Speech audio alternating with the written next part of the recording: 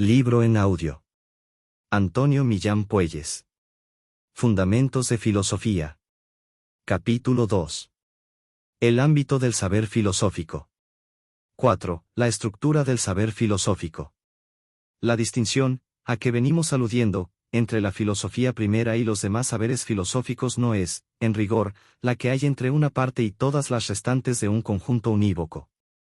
El estudio del ente en cuanto ente no es, como ya dijimos, ningún saber parcial, sino la forma propia y rigurosa del saber filosófico, la filosofía simplemente dicha y sin ninguna condición o limitación.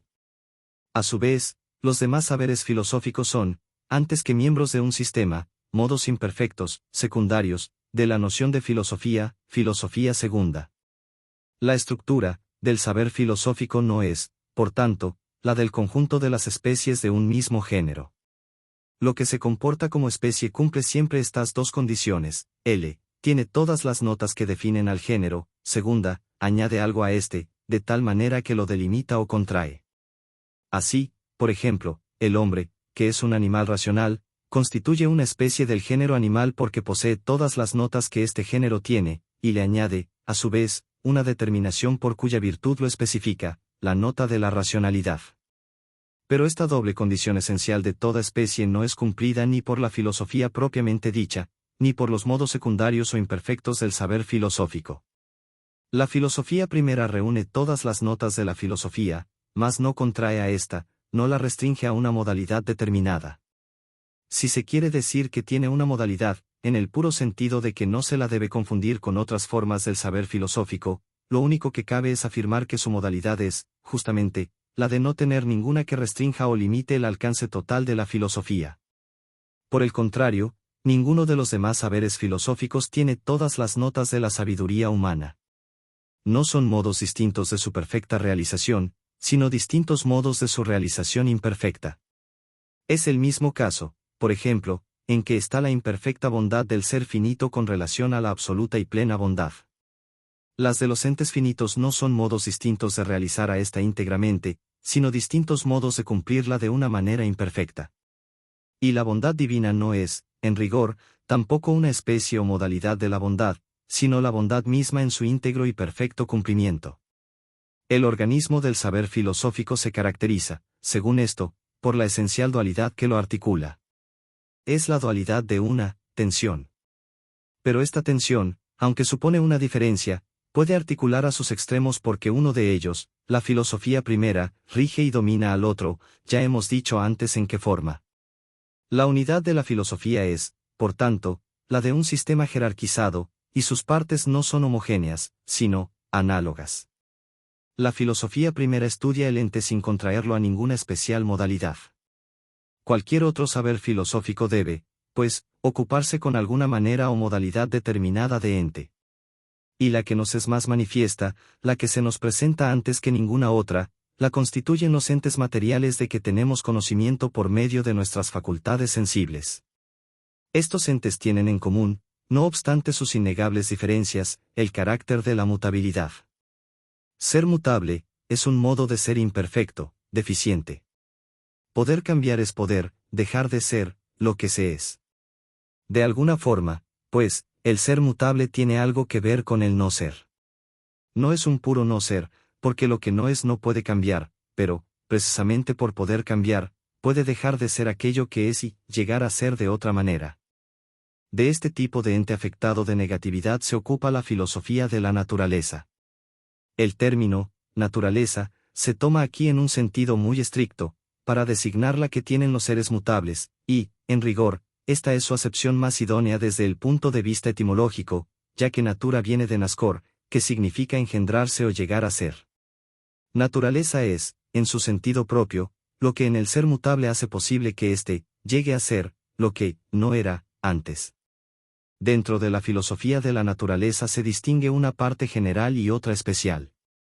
La primera está dedicada al estudio de las propiedades de todo ente mutable, filosofía general de la naturaleza, y la segunda a las que pertenecen solo al ser viviente, psicología, del término griego, psique, en latín anima, el principio que anima y vivifica a los entes en que se halla, 36.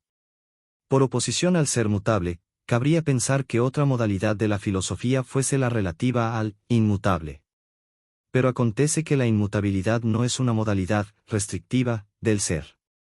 Es la mutabilidad precisamente lo que degrada al ser, porque le afecta de un cierto carácter negativo, inestable, precario. Más como quiera que la filosofía propiamente dicha estudia el ente sin restricción de ninguna especie, deberá ser ella la que se ocupe con lo inmutable. Este solo puede parecernos deficiente como consecuencia de un simple juego de palabras. Es igual que si consideramos como una verdadera carencia el no tener alguna imperfección. Tanto el ente estudiado por la metafísica, como el que hace de objeto de la filosofía de la naturaleza, pertenecen al orden de lo puramente especulable, son entidades que la razón se limita a considerar o contemplar, pues no dependen de ella y, por tanto, no pueden ser por ella dirigidos. Pero el hombre es capaz de regular aquellas operaciones suyas que no se encuentran determinadas de una manera natural y necesaria, las que pueden hacerse de diverso modo, que está en nuestro poder prefigurar.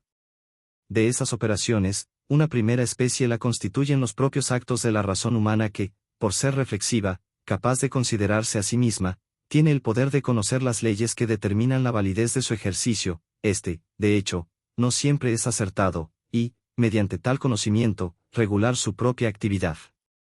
Tal es, por cierto, la finalidad de la lógica, la cual, más que una parte de la filosofía, es el órgano o instrumento general de ella y de todo saber.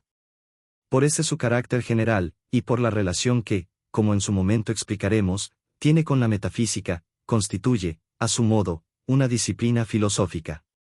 Otra especie de entes que la razón humana puede dirigir son los propios actos de la voluntad.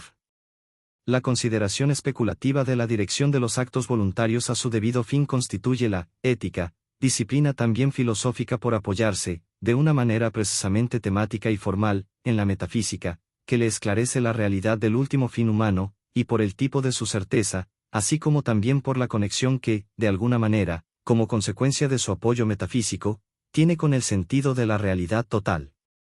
Por último, son también dirigibles por la razón las cosas exteriores que de ella dependen en su modo de hacerse, los seres artificiales.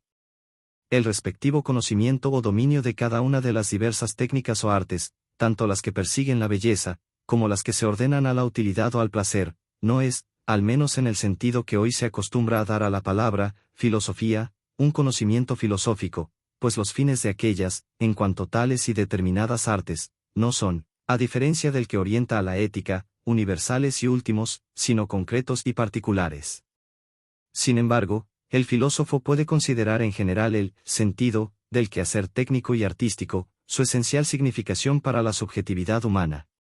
Tal consideración puede denominarse, en un sentido amplio, filosofía de la cultura, y sus dos partes principales son la estética, como filosofía del arte, 37, y la filosofía de la técnica. Resumiendo cuanto llevamos dicho sobre la división de la filosofía, el sistema de esta puede considerarse articulado, de un modo general, por las siguientes partes o modalidades: metafísica, filosofía de la naturaleza, lógica, ética y filosofía de la cultura. El orden de esta enumeración, que resume el proceso de las anteriores consideraciones, no es, sin embargo, el correcto desde el punto de vista de la gradual adquisición de los conocimientos filosóficos.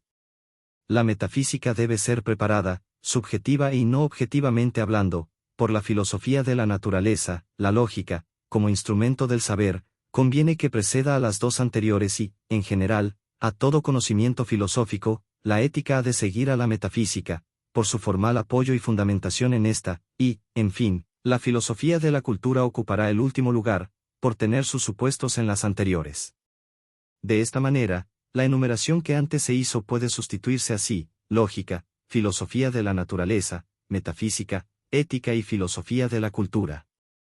Esta última, sin embargo, por estar virtualmente contenida, en lo que toca a sus principales fundamentos, en las demás ciencias filosóficas, y por no haber logrado todavía un riguroso estatuto, no será tratada en este libro, que, por su índole y finalidad, debe limitarse a lo más esencial y elaborado.